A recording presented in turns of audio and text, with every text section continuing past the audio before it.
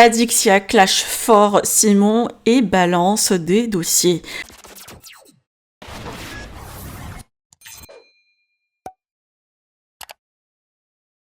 C'est une prise de parole explosive que vient de faire Adixia, et autant dire qu'elle n'a pas mâché ses mots.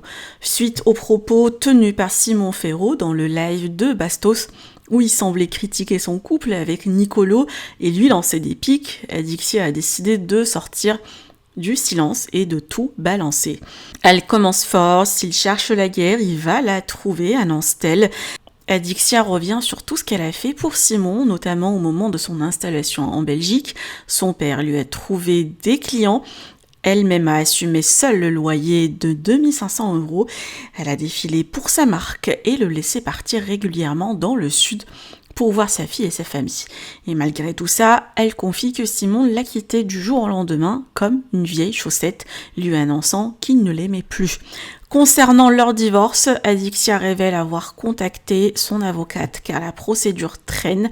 Elle pointe Simon du doigt expliquant que rien n'avance de son côté, sans doute pour des raisons financières.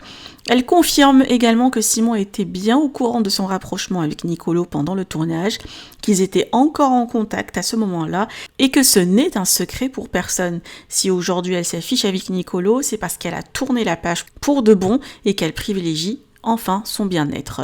Pour l'instant, Simon n'a pas réagi à ces révélations, mais cette fois, la guerre semble bel et bien déclarée. Alors, clash légitime ou règlement de compte public, dites-nous ce que vous en pensez en commentaire. N'oubliez pas de liker la vidéo et de vous abonner à la chaîne. Je donne un petit peu de crédit, c'est pour moi, c'est cadeau, ça me fait plaisir. Et surtout, je vais pas pouvoir m'en empêcher. Par contre, je peux en parler 1000 ans, mais je vais pas m'en empêcher si je vois quelque chose qui me dérange. Surtout pour le petit rigolo qui fait des vidéos à la François Lambrouille, extrêmement drôle d'ailleurs, qui apparemment, comme Bastos a dit si bien hier dans son live, m'aurait mis KO. Genre cette vidéo m'aurait mis KO. Du coup, il va prochainement dans le live de Bastos. Vous savez, comme il a fait 2 jours après m'avoir quitté comme une merde, et qu'il a cautionné à ce moment-là ce que Bastos disait sur moi.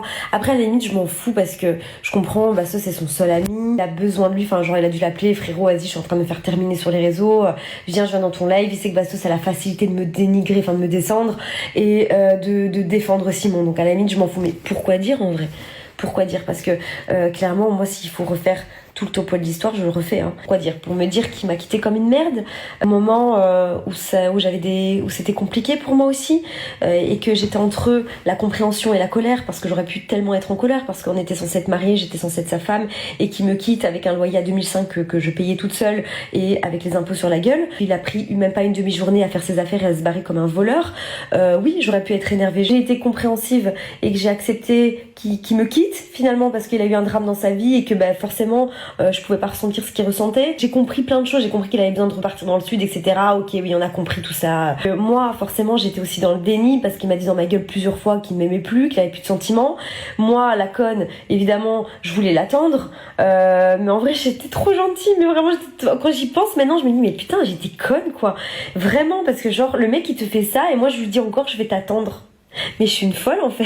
À un moment, les gars, c'est parce qu'à vous écouter, je dois rester en dépression genre 10 ans. Mais moi, j'ai quand même un mental, dans le sens où ma communauté m'a quand même vachement aidé avec vos messages. Enfin, vous m'avez beaucoup aidé avec vos messages, mon entourage. À un moment, je me suis dit, meuf, vas-y, tu vas pas pourrir pour un mec qui te dit dans ta gueule, je t'aime plus. Continue ta life à un moment donné. Du coup, je suis partie faire ce nouveau tournage qui m'a fait extrêmement du bien. Et malgré qu'on continuait à échanger, Simon et moi, j'ai quand même été honnête, lui faire part que, même si en soi, je n'ai aucun compte à lui rendre, j'ai préféré lui dire ce qui se passait avec Nicolo quand même, pour pas qu'il la prenne ailleurs.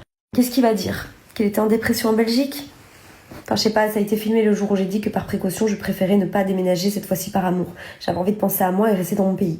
Il y avait tous mes proches, ma mère, ma grand-mère, ma cousine. Il a dit haut et fort, je relèverai ce défi. De partir de là où il était. Ok, mais qu'est-ce que moi j'en peux que le temps il est défavorable en Belgique, qui travaille dans les jardins et que l'hiver, malheureusement, il n'y a pas trop de travail. Malgré que mon père, quand même, lui a présenté des clients. Malgré qu'en attendant, je l'ai intégré dans mon agence de placement de produits, où il avait quand même une maison esthétique pour qu'il puisse faire son contenu. J'ai été mannequin pour sa marque, j'ai défilé pour sa marque, j'ai fait des photos pour sa marque, pour qui je l'ai quand même aidé. Et tout ça sans lui demander, enfin sans rien lui demander en retour.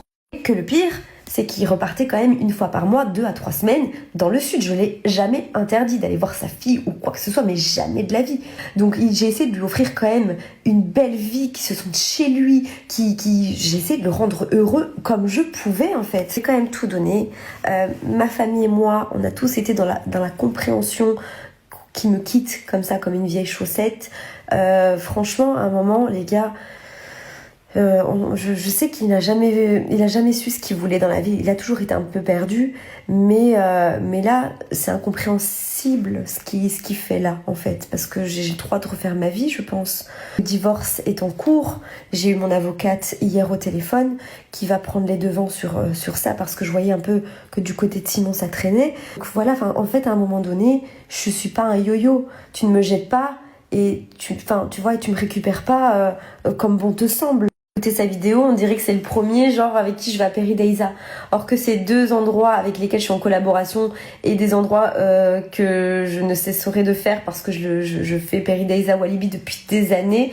Ça se trouve à 15-40 minutes de chez moi. Donc il croit que lui, genre tout ce que j'ai fait la première fois, c'est avec lui.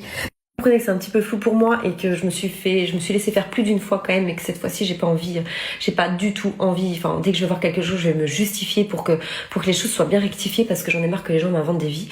Bah voilà, je comprends pas le délire d'appeler Bastos pour lui expliquer la situation, enfin surtout pour dire qu'on s'écrivait toujours, et en plus je vous l'avais dit qu'on entretenait des messages, des appels, et qu'avant de partir en tournage, moi j'allais beaucoup mieux, même si je sais qu'en soi c'était peine perdue avec Simon, mais je continue à l'écrire. Bon, après ça c'est moi la conne, hein, ça c'est une autre histoire. Avec Nicolo, il le savait bien avant vous, hein, les gars. En tout cas, sachez que moi, j'ai pas envie de rentrer dans une guerre. Maintenant, s'il la cherche, il va la trouver, ça c'est sûr. Parce que moi, j'ai pas envie du tout de me laisser marcher dessus. Là, pour le coup, après tout ce que j'ai fait, après tout ce que j'ai enduré quand même, faut pas abuser. Hein. Je veux bien être bonne, mais à un moment donné, faut arrêter de me prendre vraiment pour une conne. Que Simon, c'est quelqu'un de bien. Il est pas du tout comme ça. C'est pas quelqu'un de méchant. Je sais que il y a quelque chose qui a dû le toucher, j'en sais rien. Mais voilà, sachez que cette relation avec Simon a été très fructueuse pour moi. Même la rupture qui a été très bénéfique finalement, parce que c'était un mal pour un bien, parce que j'ai décidé d'être ma priorité, et je trouve que ça change beaucoup de choses dans une personne quand tu décides vraiment de te laisser passer avant tout, quoi. Donc lui, je ne cracherai jamais sur notre relation, et lui, il faudrait pas non plus qu'il crache sur la soupe dans laquelle il a pu. Voilà. Je peux encore parler, mais je pense que j'ai autre chose à faire aujourd'hui. Du coup, juste aussi pour clôturer le truc, c'est il y aura une diffusion là bientôt avec le dîner presque parfait, où j'étais encore en couple avec Simon, vu qu'on a tourné l'émission en octobre sur le thème du mariage en plus de ça. Donc soyez pas bêtes, ne m'envoyez pas des messages en me disant tu t'es remise avec Simon.